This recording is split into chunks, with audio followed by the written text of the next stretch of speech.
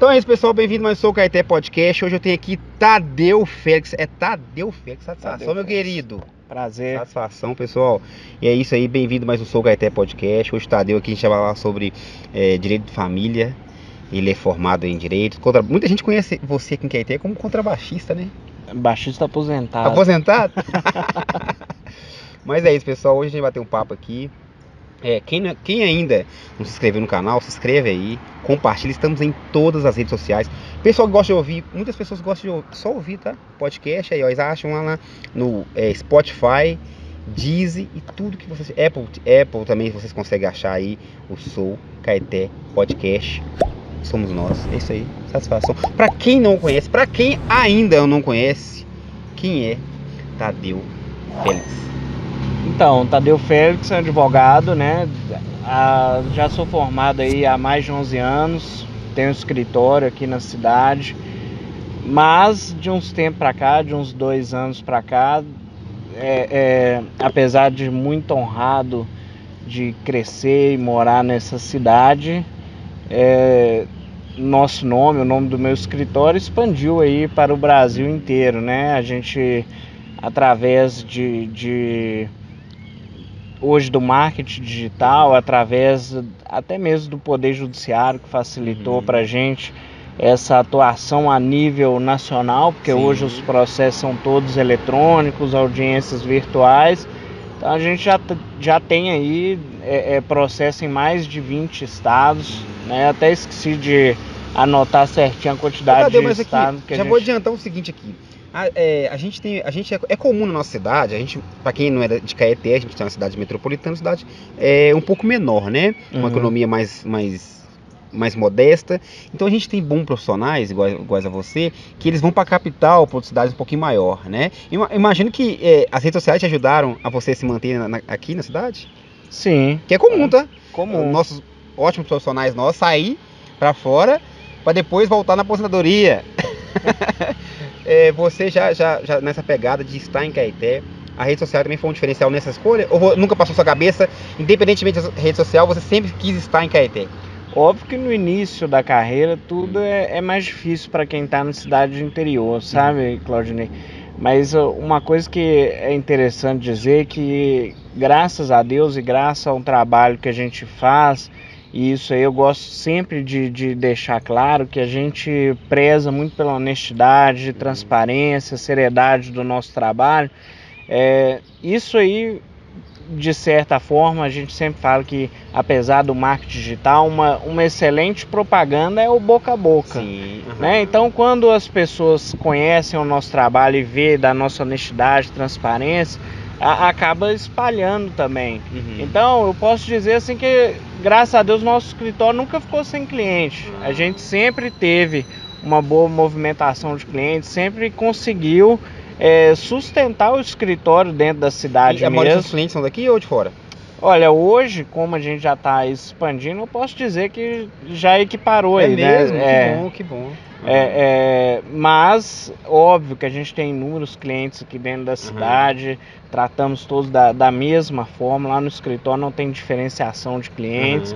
Então, assim, até vir a era do marketing digital, nosso escritório era 100% aqui na cidade. Né? Depois Mas quando você formou, você fez seu estágio onde? Antes de formar, eu fiz diversos estágios. Quando você formou, você já empreendeu em Caeté mesmo? Sim. Seu primeiro empreendimento já foi aqui? Inclusive tem uma história interessante que eu acho que eu sou a única pessoa que todo mundo que eu já conheci assim, que eu já vi que eu sou a única pessoa que passou 2 vezes na prova da OAB. Não sei se... Mas por quê? Como assim? Então, o que acontece? Como eu fiz estágio sempre durante meu curso, inclusive fiz estágio no fórum ali, fiz 2 anos de estágio lá em gabinete de juiz mesmo. Então eu costumo dizer que ali foi para mim uma segunda faculdade. Aprendi muito ali, então você pega na prática ali o direito realmente. Então quando eu formei, antes de eu formar, eu fiz uma prova da OAB e cheguei a passar. Você passa a prova da OAB, tem a primeira etapa. Sim. E depois tem a segunda etapa, que é uma prova aberta. Aí você tem que fazer uma petição redigida e tem 5 questões. A prova vale 10 pontos. Nessa prova eu tirei 9,6. Notão, hein? Contudo... Passa com quanto? Passa com 6? Com 6. Contudo, eu fui eliminado nessa prova porque a OAB, nos critérios dela de avaliação, diz que se alguém se identificar na prova, o que é identificar na prova? Deixar ali qualquer marca, qualquer coisa que, se você tiver amizade com algum dos examinadores, ele vai pegar a prova e falar, não, essa prova aqui é de fulano. No concurso também, nos concursos em gerais tem esse critério. Então você não pode colocar nada na prova que não esteja no enunciado. E na minha petição, eu coloquei lá, testemunhas, João, Maria e José. E não podia. Né? Mas eu nunca tinha feito cursinho pra OAB. Mas você deveria fazer o que então, no caso? Ter que colocar testemunha 1, testemunha 2, testemunha 3. Que poderia ser um código seu, no caso, né? Eu em tese inventei o nome, que não tinha no problema. Isso aí pode ter um corte aí, a gente não... Eu mesmo não tinha a mínima ideia a respeito disso. Pois é, eu também não. Na época que eu fiz a prova, não... Porque é bem genérico. É bem genérico. Assim, é uns nomes muito comuns, então... Sim. Aí me eliminaram por identificação da prova, mesmo tirando 9,6 na nota. Mas você estava nervoso e não lembrou? Ou você estava ciente da regra ou você não sabia dessa regra? Não sabia, porque eu não tinha feito cursinho pra Sim, OAB. Então, assim, eu fiz com a experiência que eu tinha. E aí, mesmo com essa nota boa, eu fui eliminado. E aí eu fiz recurso, tive que entrar com processo judicial, nada foi, mudou, né? Nada deu certo. Aí eu fiz um terceiro recurso, que foi para o Conselho Federal da OAB. Esse recurso é lá em Brasília, que ele tramita, e geralmente tramita rápido, e qual foi o argumento? O argumento foi que, de fato, ali você já eram nomes... Não podia. Que eram nomes genéricos. O recurso você que decidiu? Você que redigiu e passou para outra pessoa? Eu fiz, porque na verdade ali é um recurso administrativo, então não precisa de um advogado para assinar. Sim, entendi. Aí eu fiz o recurso e foi para Brasília. Só que nada de sair o resultado, nada de sair, e aí veio uma nova prova. Aí passei novamente nessa prova, mas aí eu não tive problema nenhum, né? Já estava esperto nisso, Já estava esperto, passei na segunda prova. E aí logo na sequência que eu passei nessa segunda prova, saiu o resultado do recurso, foi provido. Interessante, cara. Aí então tem duas aprovações na OAB. Gerou 2 números não, né? Não, um só. Mas como eu já tinha... o recurso foi provido, mas eu já tinha sido aprovado, então isso aí ficou internamente ali como uma mera formalidade. Não é barato nessa prova, não é barata não, né? Não, na época, salvo engano, era R$200 para quem é estudante. Estagiário. Tudo, não é brincadeira não, mas... Aqui, essa questão da prova da OAB, é lógico que é uma coisa maravilhosa no sentido de, não vou falar filtrar, que é falta de respeito com os profissionais, mas você ter profissionais mais atentos, né, mais qualificados, né? Os advogados se sentem perseguidos por outras profissões não terem. Por exemplo, pede muito conta ao médico e outras profissões afim, né? Sim. Qual que é a visão do advogado sobre isso? Eu sempre quis perguntar a um advogado a respeito disso, porque já vi muito reclamando a respeito disso. Não, por que só a gente tem que fazer prova? É o tal do negócio, né? Só é contra quem não consegue passar, né? E aí é o tal do negócio. Se você não consegue passar, e mesmo assim, sabe, Claudinei, o mercado hoje é uma das profissões que mais tem profissionais aí no mercado. Então é uma profissão que, assim, não tem como você falar assim, tá faltando advogado no mercado. Não tem isso não, tem bastante profissional. Então eu não sou contra a prova. Muito pelo contrário, eu sou a favor realmente. Porque infelizmente, aí é uma opinião minha, sabe? De uns tempos pra cá, o que a gente tem visto de ensinos superiores, aí veio essa modalidade de ensino à distância, veio... Então, assim, isso aí meio que abaixou o nível do ensino. Então, e aí corrobora com alguns alunos que infelizmente, né, óbvio, não é a regra, mas alguns não querem muita coisa com a dureza, nada, né? Aí acho que simplesmente pode formar, chegar e exercer uma profissão. Mas a polêmica tá mais em cima do valor, né? Que é um pouquinho salgado, né? Não, acho que não, porque a prova também ela é igual um concurso. Existe então existe. Eu não sabia. Então quem atende os critérios pode pleitear a isenção. Ah, sim. Então a questão não é nem o valor, não. O grande problema é que o índice de aprovação é muito baixo. Muito baixo. É muito comum a gente ouvir falar de pessoas que ficaram 2, 3 vezes para passar na prova, né? Não, eu conheço gente que ficou mais, Nossa, 10 vezes, 11 vezes. É mesmo? Dá até dó, tá? Não, a prova é difícil mesmo. E aqui, você acha que aqui realmente aquilo é uma régua? Onde você separa quem ainda precisa se qualificar melhor e quem simplesmente não... Porque no concurso público, isso a gente sabe que concurso público, a maioria das vezes é só decoreba. Não quer dizer que o cara passa um concurso que ele é bom, não, tá? Isso aí é lógico que a maioria que passa, muitas pessoas tem qualificação e tal. Tanto que... Mas levando isso para a prova da OAB, você acha que a prova da OAB realmente é uma régua que separa? Então, eu acredito muito, que eu já lecionei uma... Tô te levando aqui nos BO aqui, e olha... É porque eu já lecionei também um tempo. Eu acredito muito que prova não é o método de avaliação mais correto, né? Porque você pega a pessoa ali num dia e às vezes você faz um recorte, a pessoa tá nervosa, não tá num bom dia, não quer dizer que ela não saiba, né? Mas a gente não tem outro método melhor de avaliação, não. Então é o que tem e a pessoa tem que se preparar. E aí até pensando psicologicamente é a mesma coisa, tirar carteira de motorista. Então são métodos que na minha concepção é a mesma coisa. Você pegar uma pessoa que está fazendo autoescola, às vezes ela faz 20 aulas ali perfeitamente bem, chega no dia o nervosismo atrapalha. Quer dizer que ela não sabe dirigir? Não. Às vezes a pessoa tira a carteira de primeira, é um rodadura que só Deus na causa, né? Então, é a mesma coisa. Isso aí vale para tudo, para o concurso público, para a prova da OAB. Às vezes tem pessoas que não têm aptidão para advogar. Sabe o direito ali, mas não tem aptidão para advogar. Porque advogar também não é simplesmente só você saber as leis, só saber as normas jurídicas. Você tem que ter aptidão, você tem que ter ali o jogo de cintura em várias situações. Isso aí é só a prática que vai te ensinar. E tem que ter um pouco do dom também, né? Tem que ter... O que acontece? Eu gosto de fazer esse tipo de pergunta, pessoal, porque pra gente dizer, não engessar muito o nosso podcast, porque se todo mundo acha assim, vai ser só falar só disso. Não, mas eu gosto de algumas perguntas, porque repara que é muitas perguntas pro público geral. Por exemplo, mas você não me respondeu se você acha que outras profissões deveriam fazer uma prova. Eu acho, principalmente medicina. Eu também, principalmente medicina, né? Medicina, é que a medicina tem a residência, porque assim, o direito, quando a gente está lidando ali num processo, quando um advogado comete algum erro, o prejuízo que ela leva para o cliente é um prejuízo muito grande. Mas dá a impressão que o erro, o erro do advogado, ele sempre esbarra na Constituição, onde uma pessoa está mais atenta, não?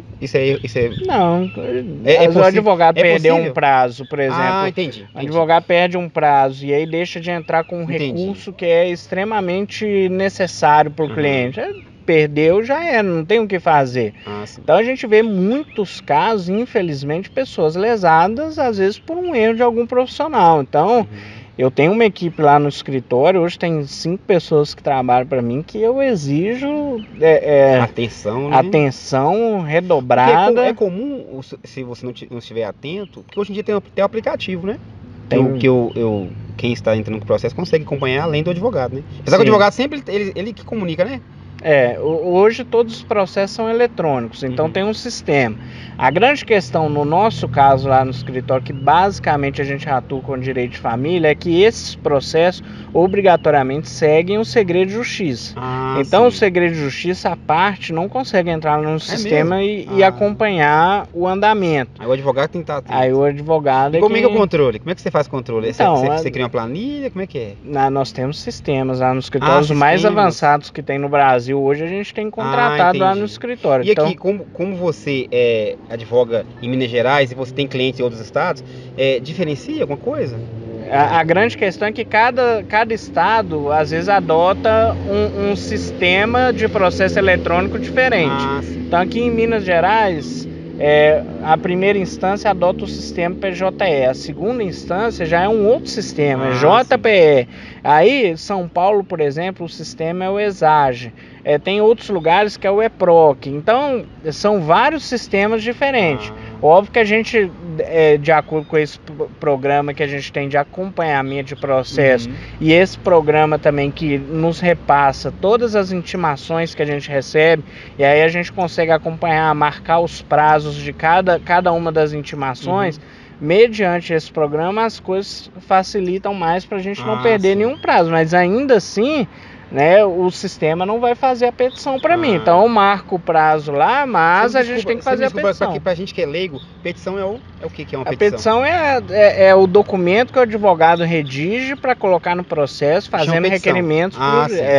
Mas todo comunicado que você dá no processo que chama petição, não é? Tudo que a gente coloca no processo é petição. Vai uma petição com os nossos pedidos, os nossos requerimentos, os fundamentos daquilo que a gente está pedindo, e junto com a petição vai os documentos dos clientes que ensejam aí para dizer se o cliente está correto ou não. São as provas, né, que a gente chama. E você, como você advoga para outros clientes de outros estados, você falou da questão de atenção, tem que ficar atenção também dos fuso horários, né? Que pode haver fuso horário, dependendo do estado que você advogar, tem um fuso horário, né? Já aconteceu de eu fazer audiência no Mato Grosso. Lá tem um fuso horário.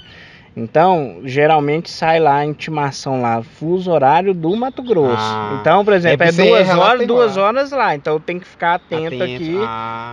Tem uma diferença. Até na marcação da sua agenda, né? Isso. Aí a gente já tem tudo lá esquematizado para não acontecer Você faz a videoconferência, né? Isso, vamos arredondar aí, 95% das audiências são todas virtuais. Isso influenciou também no custo do processo para o cliente? Porque vamos imaginar a seguinte situação, igual, recente agora, eu tive 2 casos em que eu tive que deslocar.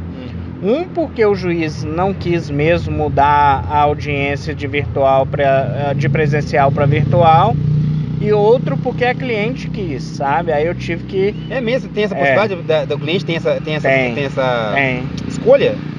Aí o advogado tem que manifestar no processo falando que o cliente não quer o juízo 100% digital. Mas isso é muito bom também no sentido que, por exemplo, quando é um abuso, ou então um marido violento, não precisa dela estar de cara a cara com ele, né? Isso é bom. A gente até justifica em alguns casos nesse sentido de que a mãe se sentiu agredida nesses termos, e que ela se sente desconfortável, não vai se sentir bem ali na presença do ex, e a gente pede audiência por videoconferência, que a videoconferência não está cara a cara com o sujeito, a gente utiliza esse argumento também. Mas tem casos que às vezes é necessário estar ali presente também. Eu tenho uma cliente do Amapá, que ela é uma ex-esposa de um juiz. Então, ela falou: Tadeu, se deixar na audiência a gente transcorrer de forma virtual, como ele é juiz, como ele já tem essa expertise ali do processo judicial, né, até mesmo pela postura dele de ser juiz, ele vai chegar perante um outro juiz e aí ele pode controlar a situação ali de uma forma que o processo vai ficar ruim para mim. Então eu faço questão que você venha presencialmente para a gente também tomar as rédeas ali da audiência. Se tem uma coisa que eu gosto é de fazer audiência. A gente briga bastante na audiência. Ele pode advogar para ele? Não, ele é juiz, ele não é advogado. Aí tem que ter um advogado para poder representar. Interessante, eu não sabia. Não, mas você pode advogar para você?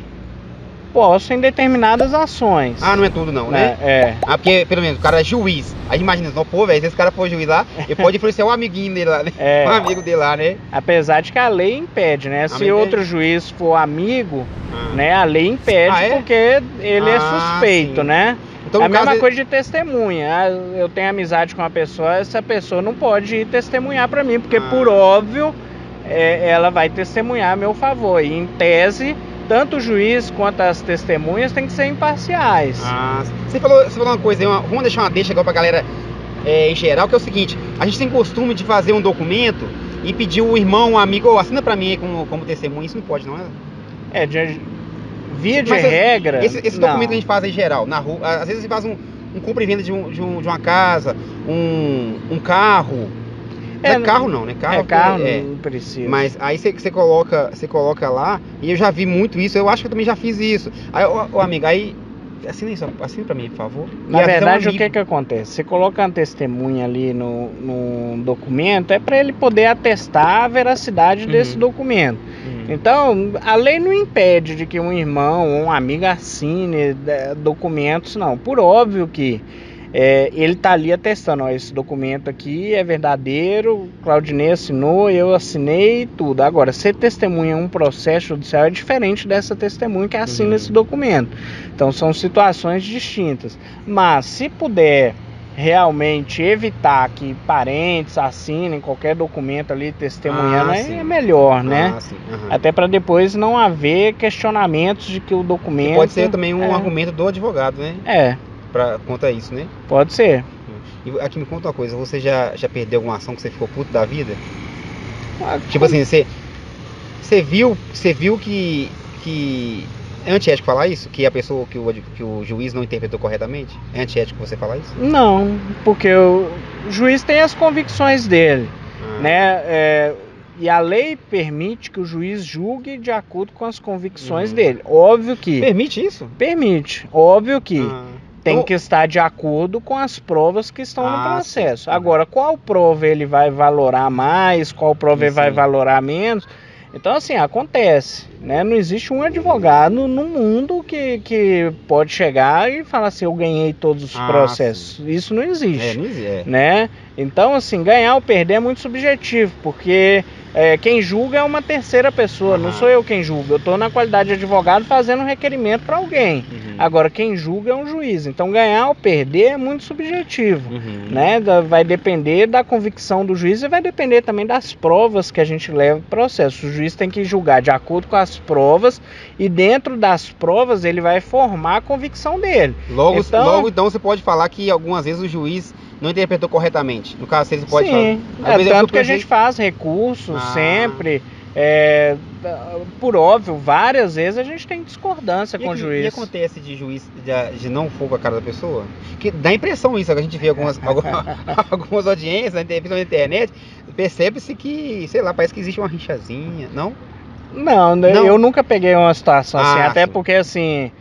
pelo menos aqui na comarca a gente tem hoje, estou falando hoje, 2 juízes, o doutor Matheus e a doutora Graziele, que são extremamente corretos no exercício das funções dele, e outros juízes que já passaram aqui também, doutora Maria de Lourdes, se esse podcast chegar até ela, até mandar um abraço, que ela saiu da comarca aqui. Eu achei interessante que ela fez questão de mandar uma mensagem no meu telefone pessoal, nem sabia que ela tinha meu número, agradecendo aí a parceria durante esse período em que ela ficou na cidade. Então, doutora Maria de Lúcia, que aí todo o meu carinho e respeito pela senhora.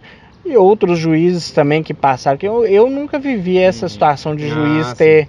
Até porque é o que eu tô te falando.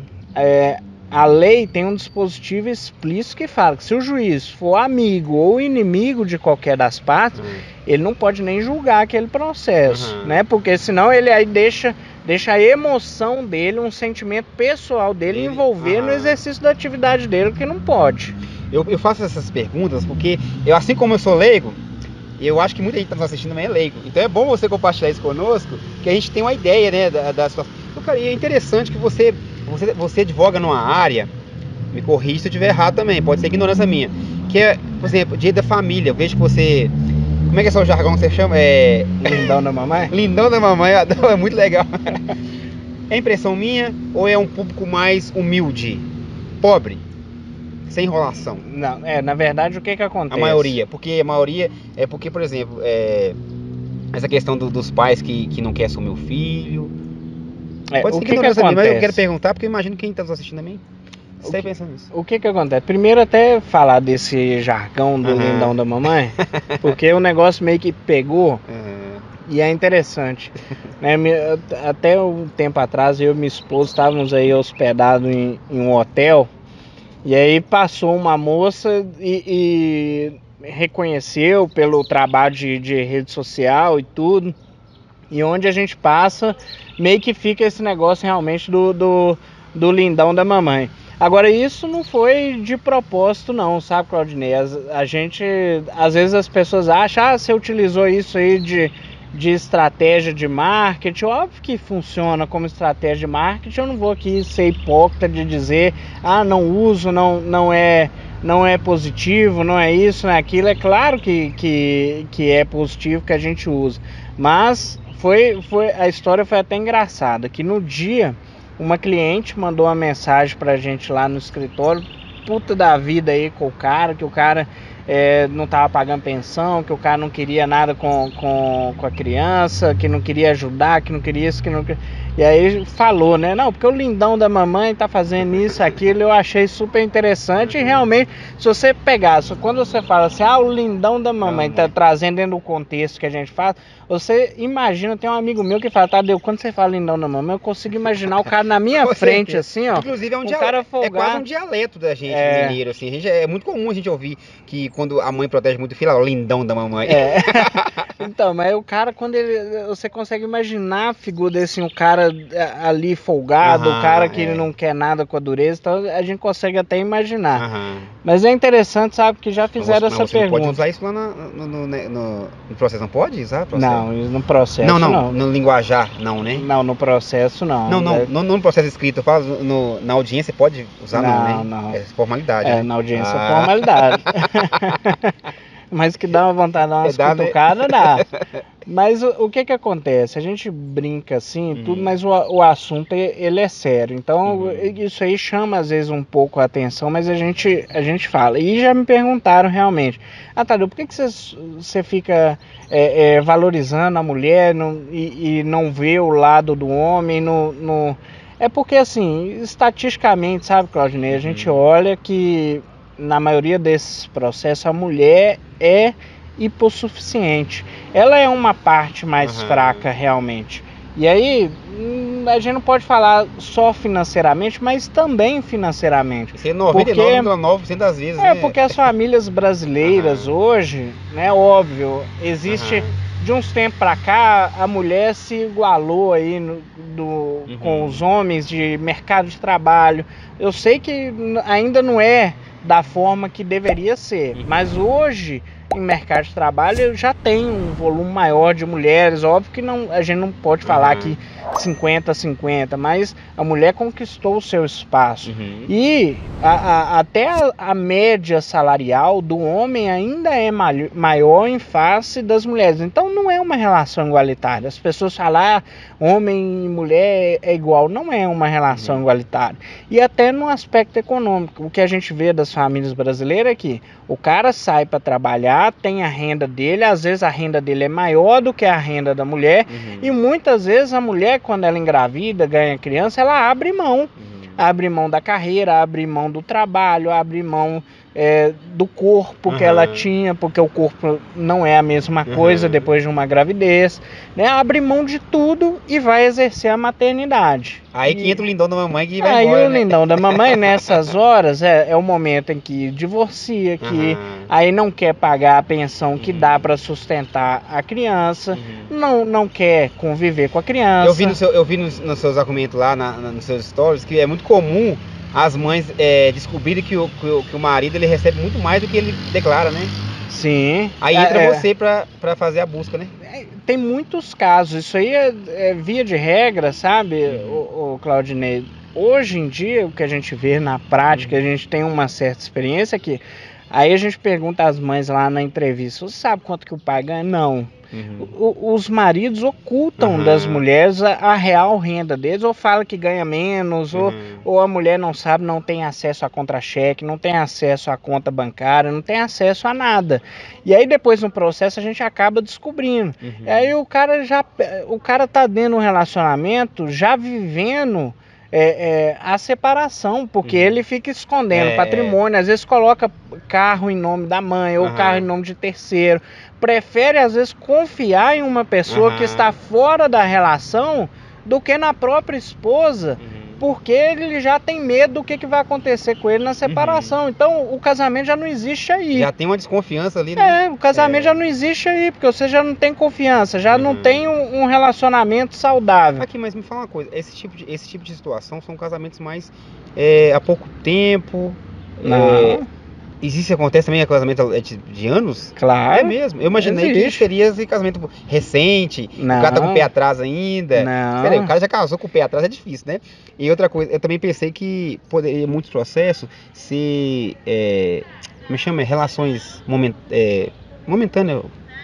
É isso que eu pensei, nada a ver então, não, né? Não, pessoa não tá relacionado com o tempo de casar. Tem casais Não, aí, sim. Eu pensei que casais com 20 anos de casamento, separando sim, entendi. e... Não, mas essa relação, então, é bem plural, então, não porque imagina-se que quem procura essa questão de pensão, pode ser que seja só aquela pessoa que teve um momento só de amor, Não. que gerou um filho. Não, nada a ver isso, não, né? Nada a ver, nada a ver.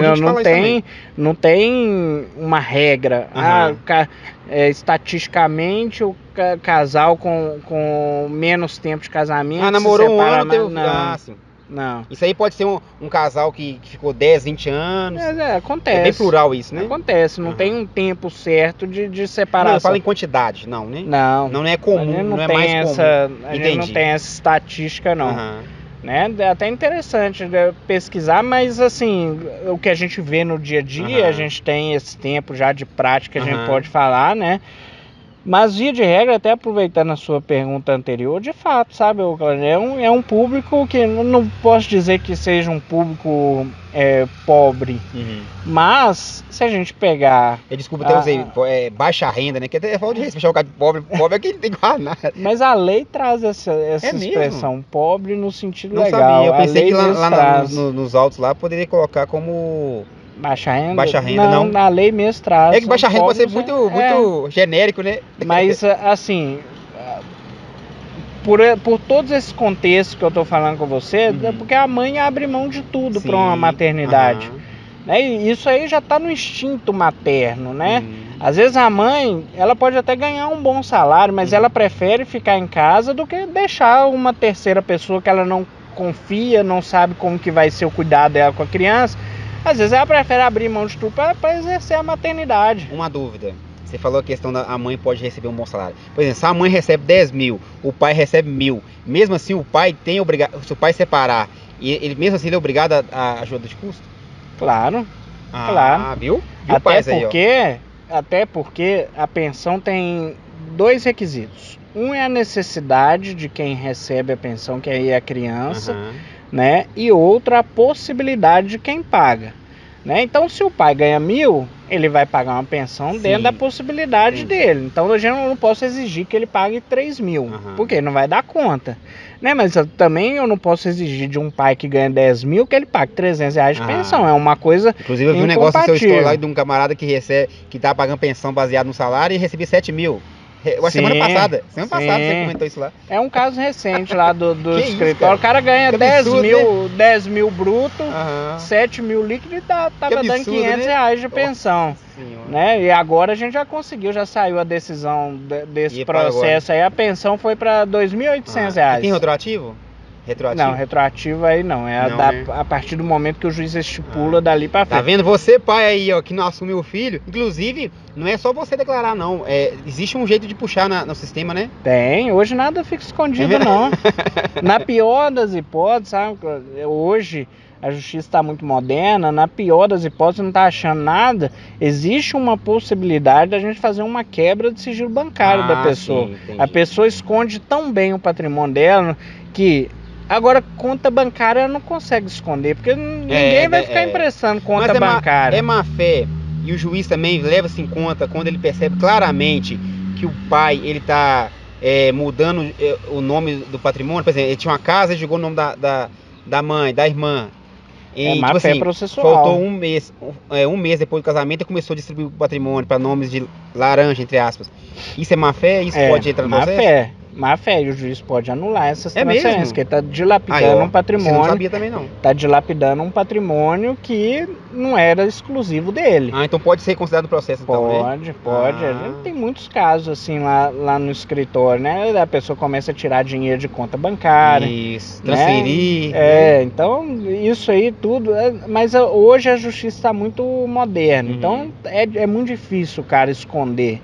E é comum, por exemplo, eu ouço muito na rua, até no meio, a gente conhece os amigos e tal, é comum a gente ouvir uma mãe que fala assim, o pai nunca assumiu, sempre que eu procurei ele, nunca assumiu. Existe um tempo pra isso? Não assumiu O filho, nunca pagou pensão, nunca assumiu o filho. Existe um tempo pra ela correr atrás? Ou até os 21 anos só? Existe retroativo? Retroativo? Não. O que acontece? É por isso que a gente sempre defende lá no escritório que a mãe não precisa ter medo de buscar os direitos dela e da criança na justiça. Uma, porque existe uma lei para proteger isso tudo, né? Que defende tanto a pensão da criança, que defende todos os direitos que a criança tem que ter. Então, tem muitos casos que, infelizmente, as partes acordam ali de boca. Chega e fala assim, não, paga X de pensão, e aí fica nesse acordo verbal que o negócio não caminha bem. Então a gente sempre indica ir para a justiça o mais rápido possível. Porque na justiça você vai ter advogados, vai ter promotor de justiça, que é o Ministério Público, e vai ter o juiz que vai analisar o caso como um todo para poder fixar uma pensão justa dentro da realidade realmente do que o pai pode pagar, dentro das necessidades da criança. Então, a gente precisa analisar o caso a fundo. Então, a gente não é de acordo com a mãe fazer esses acordos de boca. Sim.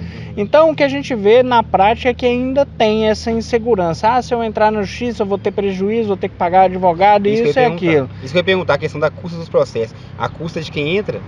A contratação de um advogado é uma contratação personalíssima. Então, não tem nada a ver com só se ganhar ou só... Até porque, vamos imaginar a seguinte situação. Você contratou um advogado. E aí se o juiz estipulasse que a outra parte pagasse seu advogado, ia ter muita má fé até na celebração do contrato com o advogado. Entendi. Às vezes o advogado te cobrou 5 mil, aí vai chegar lá no final do processo, vocês apresentam um documento lá de 20 mil. Entendi. Né? Então, assim, a contratação de advogado é personalíssima. Então, se você quer contratar um advogado, você vai no advogado da sua confiança, ele vai te dar o preço e aí você contrata e é você quem tem que honrar com o pagamento desses honorários. Aí não compete a outra parte pagar os honorários do seu advogado, não. Então a contratação ela está baseada aí na confiança, baseada na relação entre de serviço, você. Né? Seria como se... É porque geralmente tem muito essa coisa da pessoa falar assim, eu contrato advogado, mas não ganhei. Mas quando você contrata um serviço para executar uma obra na sua casa, uma coisa assim, você tem um serviço, né? Comparado a isso, né? Porque muita gente tem essa relação. Vamos fazer um contrato onde só se você ganhar que eu pago. Existe isso não, né? Em determinadas causas tem. É mesmo? Né? Que são causas que você tem maior probabilidade de êxito, né? E entra também essa questão, por exemplo, da mãe entrar, existe aquela questão dos 30% se ela ganhar, não, né? Ou é só um valor fixo? Né? Em causa de direito de família é difícil a gente fixar assim, né? Sim. Então, um valor porque fixo. Ela não tem um ganho, um proveito econômico que você pega. Eu vou imaginar uma ação de indenização, danos morais. Você ganhou 20 mil de danos morais, então tem um percentual sobre os danos morais. Na ação de direito de família não é isso que a gente pleiteia. Mas existe danos morais dentro da família, não? Por exemplo, a mãe foi... Existir, a mãe foi sei lá, apanhou muitos anos. Sim, aí pode entrar com direito junto com o direito da mãe ou separado? Pode, aí são processos distintos, né? Ela pode entrar com uma ação de indenização por danos morais. Existe uma ação também que muitas pessoas entram, que é uma ação de indenização por danos morais em virtude do abandono afetivo. Então vamos imaginar a seguinte situação: o pai abandonou a criança lá por anos, nunca visitou a criança, e aí a criança começa a sentir o reflexo da falta do pai. Ela começa a não ter um desenvolvimento escolar saudável, ela começa a não ter um desenvolvimento psicológico correto, começa a apresentar uma série de problemas. E aí você começa a ver que o quê? A ausência paterna está causando prejuízos na vida da criança. Então, o abandono do pai que largou a criança de lá está trazendo prejuízos para a criança. Então, neste caso, existe uma ação de indenização por danos morais em virtude de um abandono afetivo. Inclusive eu queria até entrar, porque eu vi recentemente lá no seu stories também, eu acompanhei ele, pessoal, segue ele lá, tá? Você não é um lindão da mamãe não, né? Não, nossa, eu assumi os 2 filhos, eu tenho casado tem 12, 13 anos, sei lá. Cuida direitinho, viu? Direitinho. Senão daqui a pouco pode chegar a intimação lá pra você lá. Inclusive eu falei com minha esposa antes de vir pra cá, eu falei com ela aqui, ó, Se eu separar você não procura ele não, tá? Eu falei que do que você faz, não, pode deixar, que se um dia você viesse comigo, eu vou procurar ele. Normal a gente ouvir. E já teve casos lá no escritório, alguns pais que nos procuraram e falaram, deixa eu te contratar rápido antes que a mãe vem cá. Já aconteceu. Você advogar contra amigo seu? Amigo? De escola, não, amigo falando, a colega de escola, essas coisas assim, conhecido. Conhecido, já. Aí você fala assim, pô, velho, sacanagem, mas não tem outro jeito não, meu querido. Já, né, mas não tem como. Tem outro jeito não, meu querido da mamãe.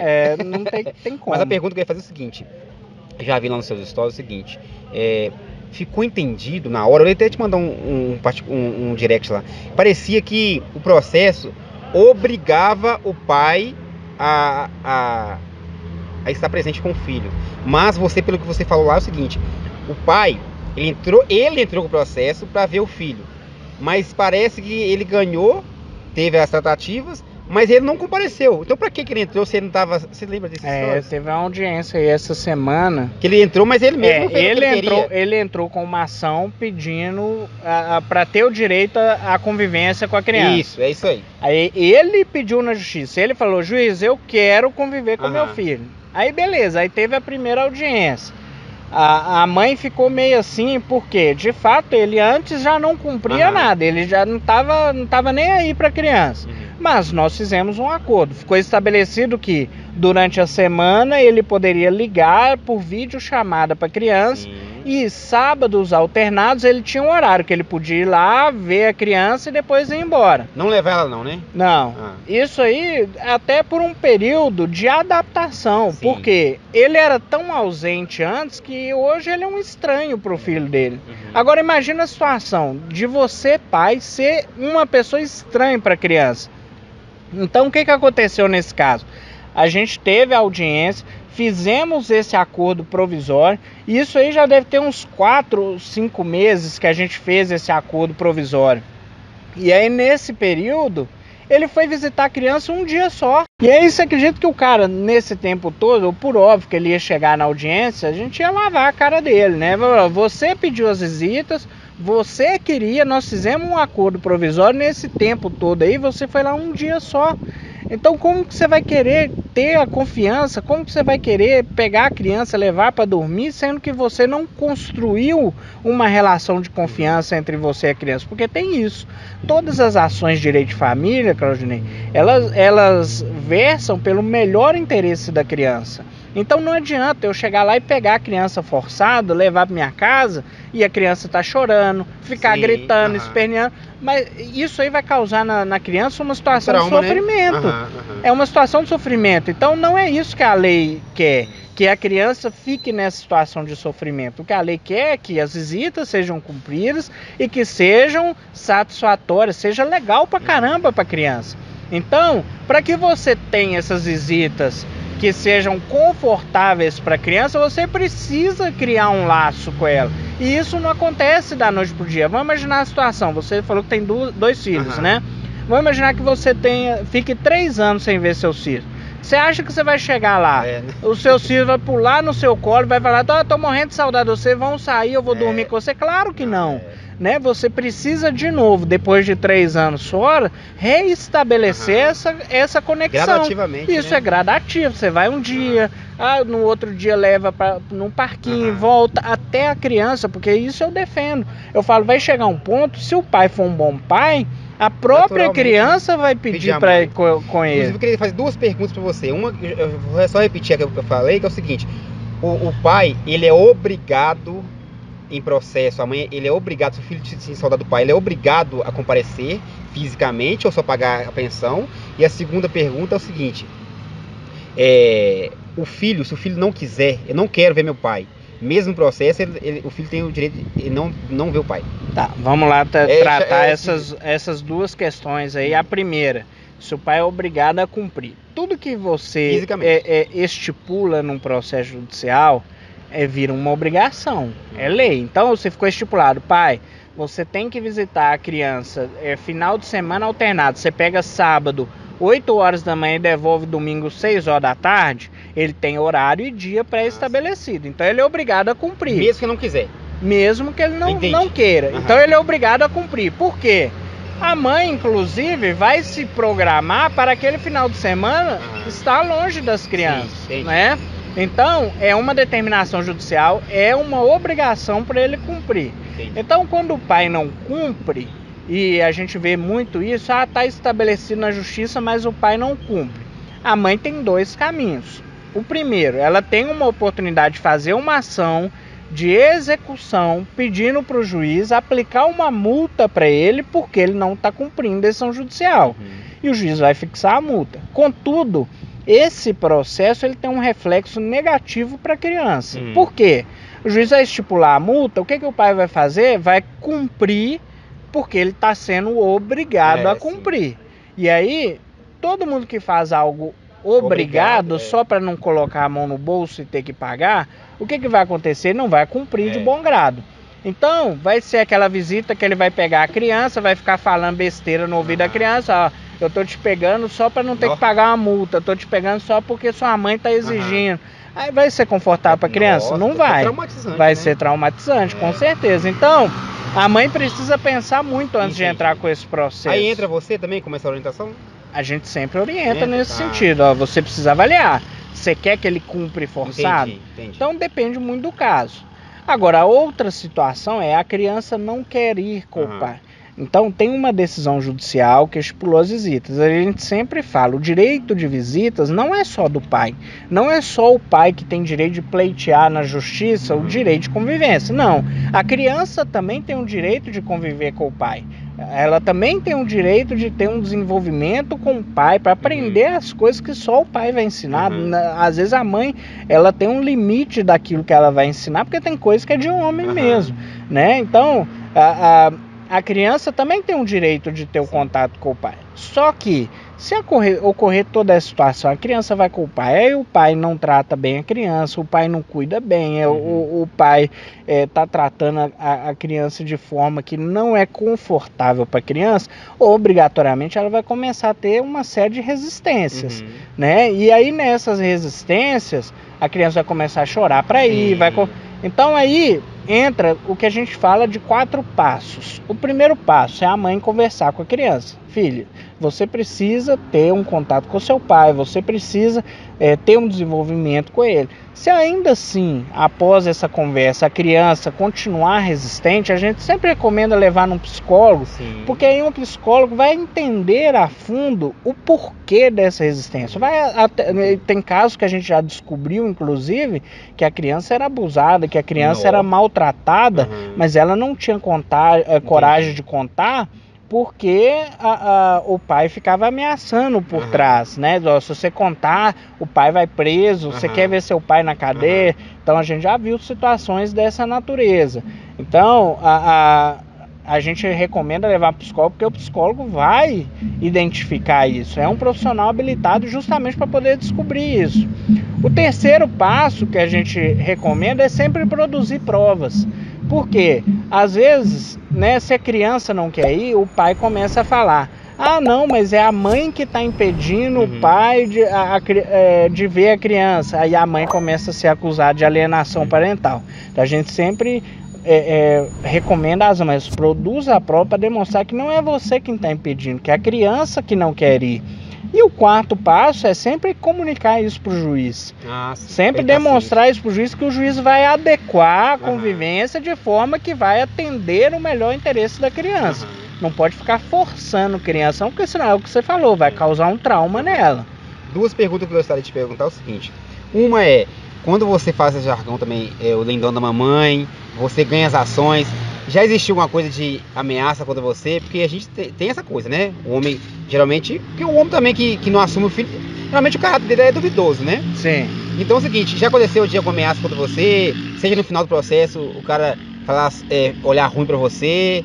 E a outra pergunta é a seguinte, não, me responder, porque a outra é um pouquinho polêmica. Olhar torto, eles olham, né? Na rua, a gente escuta comentários: ah, fulano tá bravo com você, fulano tá puta com você. Isso é normal. A gente mora na cidade, onde praticamente todo mundo conhece todo mundo, mas não precisa ameaça, não, né? Não, até que ameaça não. A gente já ouviu falando: ah, Tadeu, quer disso, você vai apanhar na rua de um pai aí, né? Tadeu, eu tô de olho no você, tá? Mas então, nunca graças a Deus, aconteceu, não. A outra pergunta é a seguinte: a gente tá no processo de evolução, onde graças a Deus também todo mundo tem seus direitos, né? A comunidade LGBTQIA+. No caso de duas mães, dois pais, você já chegou a pegar algum processo assim, onde há uma separação, né, de um casal dessa comunidade LGBTQIA+, onde, como que acontece ali pra ficar com o filho? Você já pegou isso? Então, até que esse caso especificamente no nosso escritório a gente não tem não. Imagina que você prepara psicologicamente, né? A gente tem uma ação de reconhecimento de união estável com partilha de bens de casal homoafetivo. Isso aí a gente tem. Agora de regularizar a pensão, guarda, visita... Ainda não. Contudo, né, como a lei já reconheceu que a relação homoafetiva ela tem os mesmos direitos do que uma relação hétero, o processo seguiria da mesma forma. Então, mas você assim, se prepara para isso? Não, a gente já tem, porque o processo é a mesma forma. Então, se você tem um casal, mesmo que seja um casal homoafetivo, você tem um casal ali, ou com duas mulheres, ou com dois homens, e se tem uma criança envolvida, por óbvio, quando tem a ruptura do relacionamento, é cada um pro seu lado. Não existe você separar e ficar morando no mesmo teto. Então vai se estabelecer. A criança vai morar na casa de quem? Porque a criança precisa ter um lar de referência. Porque a gente imagina o seguinte, se for duas mulheres, a mulher que deu à luz, pode ser que a justiça entenda como ela... Não sei, pode ser ignorância minha.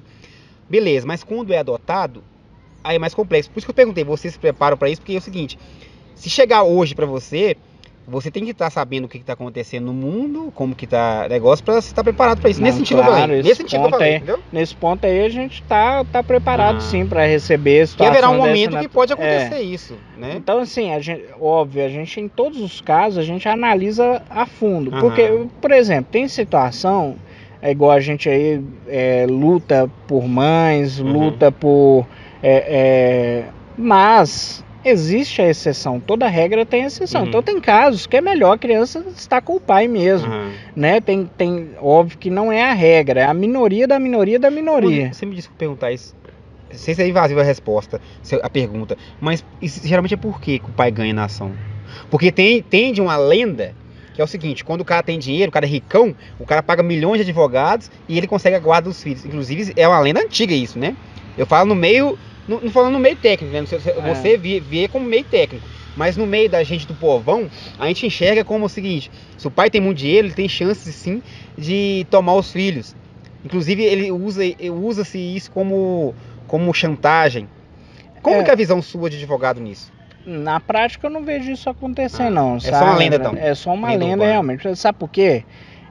Eu defendo a tese de que o dinheiro não compra amor não. Eu defendo a tese de que às vezes o pai tem muito dinheiro, mas eu falei no sentido de vingança. Porque às vezes o pai ele vai tomar o filho com vingança. Nesse sentido que eu falei. Mas aí ele não pode usar até... eu tenho um caso assim lá no Rio de Janeiro. O pai tem melhores condições financeiras que a mãe.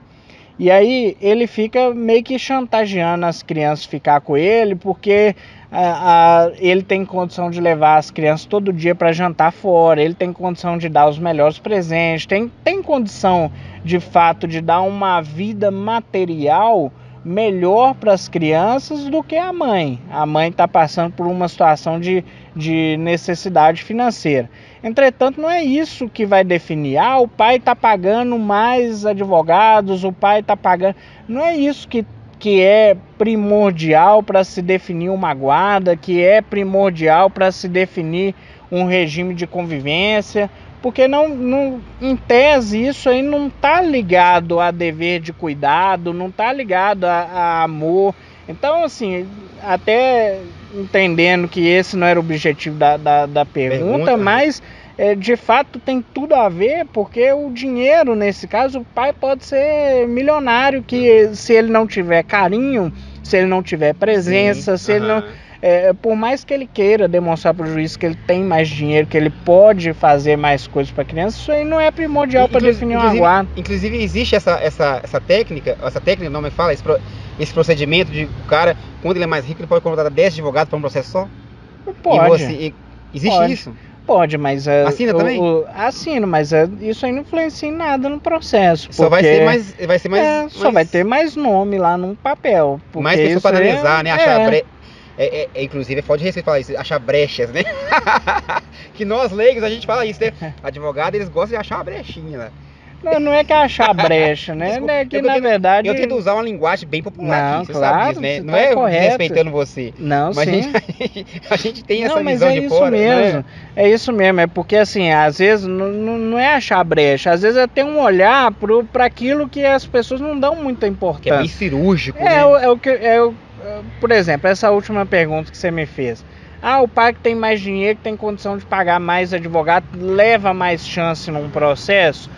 Não quer dizer que leva mais vantagem. Talvez ele vai ter mais pompa ali no processo, né? Mas isso aí não influencia no resultado do processo, não. Até porque eles só vão poder colocar uma petição no processo. Não vai ter oportunidade dos 10 advogados falarem. É um só que naquele momento da audiência vai poder falar. Então isso aí não influencia. O que vai definir nesse tipo de situação é realmente assim, o cuidado com a criança, o dever de estar presente, de dar amor. Isso aí que influencia nesse tipo de processo. Mas existe uma ruptura. A gente tá quase chegando no final, pessoal. Não vai embora não, espera aí que tem mais 3 perguntas aqui. Nós estamos falando aqui tem 5 minutos, começou agora. Vocês vão gostar das perguntas que eu vou fazer aqui. Essa pergunta é uma pergunta um pouquinho polêmica, mas por gentileza responder ela, que é o seguinte: em que momento há uma ruptura entre o Tadeu e o advogado profissional? Onde um processo chega na sua mão, aí entra aquela pergunta que eu fiz lá atrás. O cara tem dinheiro, você vê que ele tá entrando no processo só pra vingar. Existe essa ruptura de personalidade, de pessoa, ou simplesmente não? É profissional, a ética... Então, o que acontece? Na sua visão, você até fez uma outra pergunta. Eu já advoguei contra pessoas que eu já conheci. E já advoguei e eu não posso dizer assim, não tô nem aí pra opinião dele. Mas não entra no errado. Não. Nessa pergunta que eu fiz agora, entra no que as suas convicções familiares de vida, você percebe, pô, velho, isso aí não tá tão certo, hein?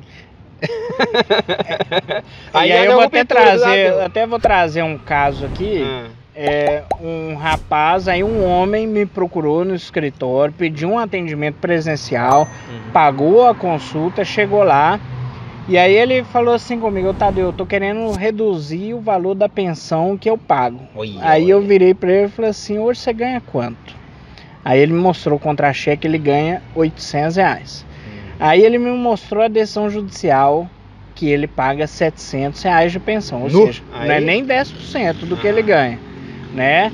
E aí ele falou comigo assim: Tadeu, é porque eu tô pagando R$2.000 de prestação de carro, tô pagando R$1.000 e tantos de prestação do imóvel. Aí eu tenho academia, R$8.000. R$8.000. E tá pagando R$700 de pensão. E ele paga academia, paga cartão de crédito mais de R$2.000, paga financiamento imobiliário, paga financiamento de veículo. E o que ele paga de mais barato é justamente a pensão. E eu virei pra ele e falei assim: cara, simplesmente na pensão você quer reduzir aquilo que é mais básico, que é de mais importante para você. Você vai querer reduzir, né, que é o seu filho, você vai querer diminuir, aí você paga tudo, você prioriza tudo. E aí eu virei para ele e falei assim: ó, eu não advogo para você nesse caso. Não vou, porque vai contra as minhas convicções, vai contra aquilo que eu defendo, vai contra aquilo que eu prego. Aí você respondeu a pergunta, é isso aí que eu queria ouvir. Então assim, a gente não pode ser hipócrita. No direito de família, inclusive, sabe, Claudinho? Existe uma teoria que a gente chama de teoria da aparência. Que é o quê? O que o cara aparenta para a sociedade. Então, se o cara ele tá postando foto lá no final de semana, Facebook, andando de jet ski, aí anda de avião, cada dia tá numa cidade, aí ele só posta foto dele com bebida cara, visitando um restaurante caro, aí tá andando com a roupa mais cara, aí tá batendo de iPhone 15 Pro Max, Aí se o cara desse chega num processo alegando que ele não tem condição de pagar pensão, se fazendo de coitadinho, dizendo que está apertado financeiramente, né? Nesse tipo de situação, o direito ele evoluiu muito para demonstrar lá no processo que realmente, olha, não existe nada de coitadismo nisso. Olha aqui para você ver, ó, todos esses prints aqui, o cara leva uma vida luxuosa. Então, a criança tem o direito de ter o mesmo padrão de vida dele. Então, se ele está andando de jet ski, a criança também tem que ter um padrão de vida que o pai tem que garantir para a criança o mesmo padrão de vida para que ela também ande de jet ski. Futuramente, com certeza. Então, nós tivemos até um caso recente de um jogador de futebol, não sei se você viu, até um zagueiro do Real Madrid, o Éder Militão. O cara ganha lá milhões por mês e queria estipular a pensão do filho dele em 6 mil reais. Algo totalmente incompatível, né? Não faz sentido nenhum. O cara ganhar milhões por mês. Que ele recebe, gasta uma noite na festa. Aí ele vira e fala assim, não, mas a criança não gasta isso tudo. Mas não é que a criança tem que gastar isso tudo. É parte dele, né? Se é parte dele, a criança tem o direito, né, de ter o mesmo padrão de vida do pai. Então, se o pai ganha milhões por mês, vai também, né, nos melhores restaurantes, vai nos melhores shoppings, veste as melhores roupas, come as melhores comidas, o pai ele tem que garantir isso para a criança também. Assim, imaginar que existia algum teto, não existe teto, então não existe teto, nem a pensão tem 2 requisitos. Então, lá na nossa caixinha de perguntas, às vezes a gente vê várias perguntas, quanto que fica a pensão nesse caso? Não tem como falar, né? Porque isso aí precisa toda análise, né? Toda uma análise e tem 2 requisitos. Quanto que a criança precisa? É sobre bruto ou líquido?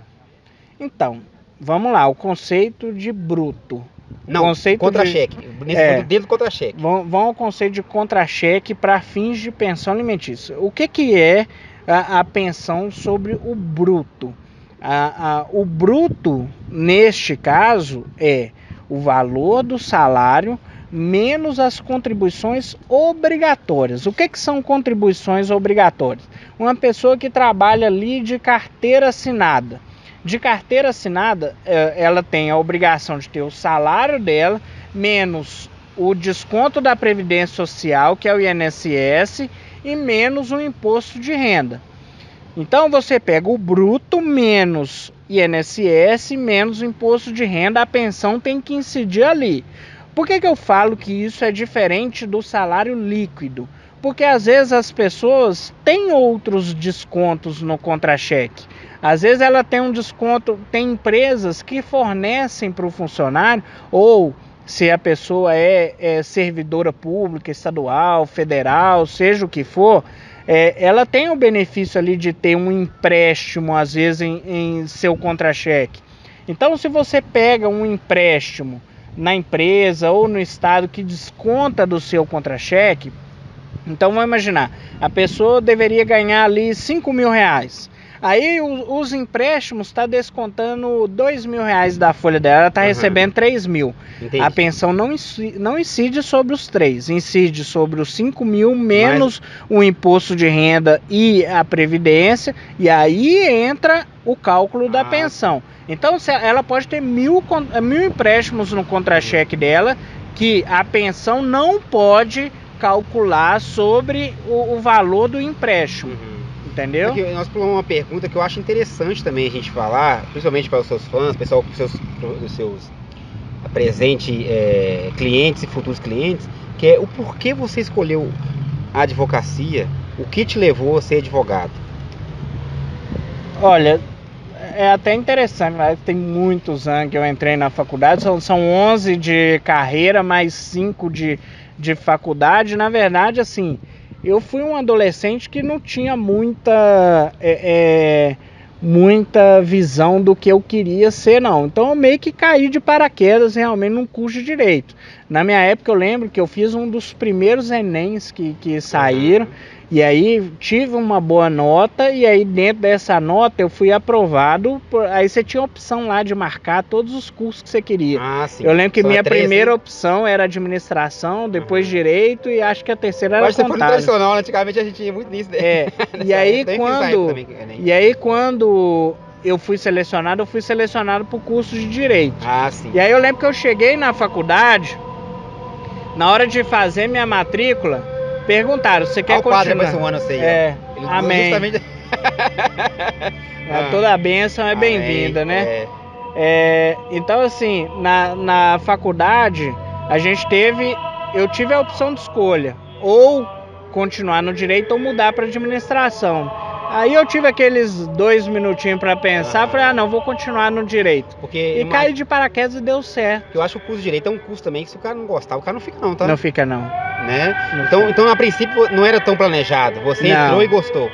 Mas que bom, cara. Agora, no curso de Direito, aí eu tive a convicção que eu queria advogar. E por que advogar nas causas de família? Por que também chegou nesse momento? É outra coisa que eu não escolhi. O Direito de Família me escolheu. Que bom. Reza a lenda que os melhores profissionais são assim, né? Ele é escolhido pela profissão, né? E por quê? Como que você entrou nisso? Tem até um vídeo interessante desse lá no meu Instagram. Vou até fazer a propaganda que eu posso. Com vontade. Sigam lá, gente. Tadeu Félix Advogado. Tadeu com TH. @ Tadeu Félix Advogado. Vou deixar o arroba seu também. Tadeu com H, porque se você pesquisar sem H, não acha, não. O que acontece? Minha esposa, a Lorena, ela, quando eu a conheci, ela já tinha uma filha. Eu conheci a Beatriz, tinha 10 meses de vida. Ela foi da minha sala, sabia, né? Lorena, foi? Foi. Estudei com ela. Lorena já tinha a Bia com 10 meses de vida. Só que no meio da gravidez dela, ela estava com 1 mês de gestação, o pai biológico faleceu num acidente. Então foi uma gravidez conturbada, foi uma gravidez complexa, e aí depois que a Bia nasceu, envolveu-se aí alguns processos, sabe? A família do pai não queria reconhecer a paternidade, ficaram brigando por questões financeiras, questões de INSS, e ficou-se esse processo de investigação de paternidade que eu, como já estava junto com a Lorena, acabei atuando nesse processo logo que eu formei. Então, a partir dali, eu já comecei a ver que, de fato, assim, a mulher é parte vulnerável no processo, que a gente precisa preservar o interesse da criança, e a partir dali... Mas ela não foi seu primeiro trabalho, não, né? Foi. É mesmo? Olha que interessante, hein? Eu peguei a carteira da OAB e já fui resolver esses BO dela aí. Que legal, é interessante isso. E depois disso, né, hoje Bia tá vai fazer agora... Ela fez agora 14 anos, fevereiro, e quando ela completou 12 anos, eu registrei ela como minha filha mesmo. Porque 12 anos convivendo, a única figura paterna que ela sempre teve fui eu. Isso é possível? Eu não sabia que... Então você pode registrar com o seu nome, né? Sim. Sim. E foi no próprio cartório mesmo. A gente fez um processo. E aí hoje, na certidão de nascimento dela, tem 2 pais. Olha, o pai biológico... Isso eu não sabia. Imagina que Deus assistindo também não saiba disso. Ela tem o pai biológico e o meu nome também como pai, o nome dos meus pais como avós paternos também. Você não sabia não que poderia... Hoje a lei fala que o conceito de paternidade, ele está muito mais ligado a uma questão socioafetiva. Então, tem muita situação que a gente vê lá no escritório que a gente tem o pai biológico, aí o pai biológico tá nem aí pra criança, a mãe conhece outro cara, e esse outro cara começa a exercer a paternidade. Ele é muito mais pai do que o pai biológico. E aí a própria lei trouxe a possibilidade de fazer esse reconhecimento da paternidade socioafetiva. Entendi. Então... Pessoal, vocês me desculpem aí, porque geralmente eu organizo minha agenda pra gente terminar antes da missa. Mas hoje o papo tá muito bom, a gente estendeu. Satisfação, meu querido. Eu que agradeço obrigado, o convite, valeu. Queria que dá pra gente falar mais, porque a missa vai demorar mais uns 15 minutos, então imagino que pode atrapalhar um pouquinho o áudio. Mas eu queria, pra encerrar, eu agradeço, foi muito bom o bate-papo. Eu queria falar o seguinte: nós, que a gente não é advogado, a gente fica cismado o seguinte: se bater o carro, que não seja no advogado. Porque você postou um negócio há pouco tempo agora, falando que você bateram no seu carro, mas já processei. Claudinei tá acompanhando mesmo minhas redes sociais, viu? Todo mundo que eu vou entrevistar aqui, eu fico uma semana ó, de olho nele. O que que tá arrumando pra eu chegar Não, mas aqui? tem mais de uma semana que aconteceu esse fato, foi. Deve ter umas Viu, 3 gente, semanas. Então né? você é entrevistado, fique cuidado, que eu vou chegar aqui e vou perguntar. E aí, Ele o que fica aconteceu? de olho O mesmo. que aconteceu? Você Você pode compartilhar? Não sei, É. é particular, né? Bateram no seu carro. Nesse caso aí, não pode nem. Eu vou ter que dar um nome aí Já sei, pra é esse. segredo de justiça. Não, esse não é segredo de justiça, não. O cara atravessou mesmo. Eu tava na avenida, né? Na avenida principal aqui da cidade. O cara atravessou a rua lá, não observou a parada obrigatória e bateu no meu carro. Aqui, Então, mas assim, já tá no processo. sabe Até que eu deixar claro aqui pra ele aqui, ó, você vai receber uma intimação qualquer dia desses, tá? Sabe por que eu tô fazendo essa pergunta, pessoal? Que é no sentido seguinte: o advogado, o advogado, quando é bom mesmo, o cara, ele anda na linha. O seu anda na linha, o outro também tem que andar na linha comigo. Não imagino que seja isso, né? Que você batesse no carro, você também ia querer falar assim, pera aí, Claro. não, você tá certo e tal. Pelo Claro. menos eu imagino, né? Que A seja gente isso. tem que ser homem pra assumir as Lógico. coisas erradas que a gente faz, não é não? Uhum. Porque Aqui, ninguém é perfeito. Agora, Fala se eu tivesse errado, pô, com certeza Lógico. Tá vendo aí? assumir. Podcast é isso. A gente vai indo pra lá, voltando, falamos da infância, falamos disso aqui, não sei o quê. Satisfação, meu querido. Obrigado, Satisfação. tamo juntos. Muito obrigado aí por esse podcast. Algo que você queira falar, fique à vontade. Qual é o endereço do seu escritório? Meu escritório funciona na Rua Vou Mato pegar- Dentro. Uhum. Rua Mato Dentro, aqui no centro aqui Ah, de centrão Caeté aqui. mesmo. Uhum. Contudo, né, hoje, atualmente, né, a gente já tá com mais de 22 mil seguidores Aham. no Instagram. É, Instagram bem. Então, assim, não sei até quando que quando a pessoa vai assistir esse podcast. Então, atualmente a gente tá com 22, mas porque tá o sempre porque sempre o podcast, crescendo. podcast é temporal, então vai. O pessoal assiste chegou 2024, 2025, 300, daqui 300 anos. Então, espero que daqui a um tempo tenha 30 mil, 50 e aqui mil já seguidores. já manda um recado aí pro futuro. Você manda um recado pra você do seu futuro. Aí Isso é é eterno, hein? interessante, é interessante. Já manda lá pra gente fechar. Na verdade, o que a gente sempre pede, sabe, o Claudinei, é discernimento. Porque é muito difícil, sabe, a gente às vezes seguir e no meio do caminho, é igual você falou, né? Ah, já foi ameaçado. Ameaçado não, mas sempre tem as pessoas que criticam, sempre tem as pessoas que levam as coisas para o tom de brincadeira. Ah, o Lindão da mamãe, não sei o que lá. É óbvio que eu não me ofendo, mas eu tenho muito orgulho do que eu faço, sabe? Inclusive o seu trabalho, eu te elogiei aqui antes de a gente começar a gravar. O trabalho é o seguinte: ele consegue achar ali o termo certinho, que é brincar e falar sério. E é difícil, tá? E você até falou também interessante que a gente leva a linguagem popular, né? Exatamente. O mais difícil, porque é rígido, tá? O direito ele é bem rígido. Então quem não está envolvido, a gente que está por fora, assim, que só observa, a gente vê como, nossa, eu não consigo entender essas palavras não. Inclusive é uma palavra muito difícil, né? Que a gente tem o pessoal mais humilde. Então você usa, parabéns, você usa uma linguagem muito clara, popular, parabéns. Obrigado. É que o juridiquês, além de ser chato pra caramba, né? E ele tem que ser tratado ali dentro do processo. É que não pode ter margens para outras interpretações. Então, assim, o juridiquês, além de ser chato, as pessoas realmente não entendem, né? Então, como que eu quero levar uma mensagem para as pessoas, uma mensagem que elas não vão entender? Então, a gente tenta ser o mais popular possível aí para poder trazer uma linguagem que as pessoas entendam, né? E assim, para o futuro a gente espera continuar nesse caminho, espera que você, mãe, né, que está nos assistindo agora, que tome a coragem. Eu sei que às vezes é difícil, às vezes o que falta realmente é coragem, o medo, a incerteza do que virá, mas eu sempre costumo dizer que se dependesse exclusivamente do seu filho, né, ele não deixaria para trás uma coisa que é direito dela. Então, esse direito, hoje, só você enquanto mãe pode falar pelo seu filho, só você, mãe, pode lutar por ele. Então, se você está em uma situação em que o pai não cumpre com suas obrigações, né, não deixe para depois, né, não tenha medo, a lei está aí para te ajudar. Existem mecanismos de que você consiga resguardar o direito do seu filho. E nós estamos aqui para poder te ajudar. Conte conosco. Uma satisfação, viu? Obrigado, meu querido. Obrigado, foi muito bom, gente, esse bate-papo, esse podcast. Comenta aí embaixo, pessoal, vou deixar todos os links aqui para você seguir ele também. E é isso, satisfação. Valeu. Muito obrigado. Tamo Muito bom junto e bate-papo. parabéns pelo trabalho aqui. Obrigadão, cara. Fiquei lisonjeado com o convite.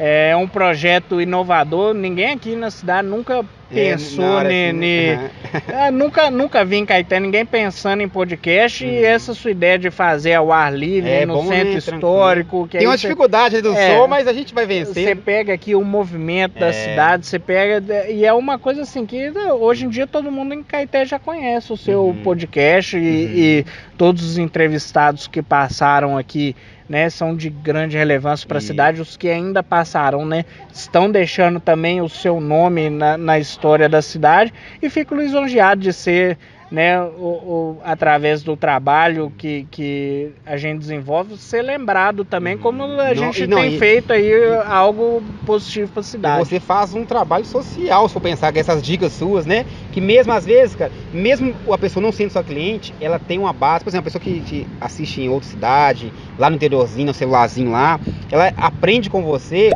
para ela também saber o que fazer, né? Isso é muito bom, cara. Isso é muito bom. Parabéns. Te agradeço. E sempre que precisar, tamo às ordens. Estamos aí. Pessoal, eu sou o Caeté Podcast. Hoje recebi aqui Tadeu Fes. Eu errei o nome dele algumas vezes aqui, porque é o irmão dele. Mas não erro mais, não. Normal. Satisfação, pessoal. Valeu. Obrigado. Valeu. Obrigado. Até mais. Valeu, meu querido.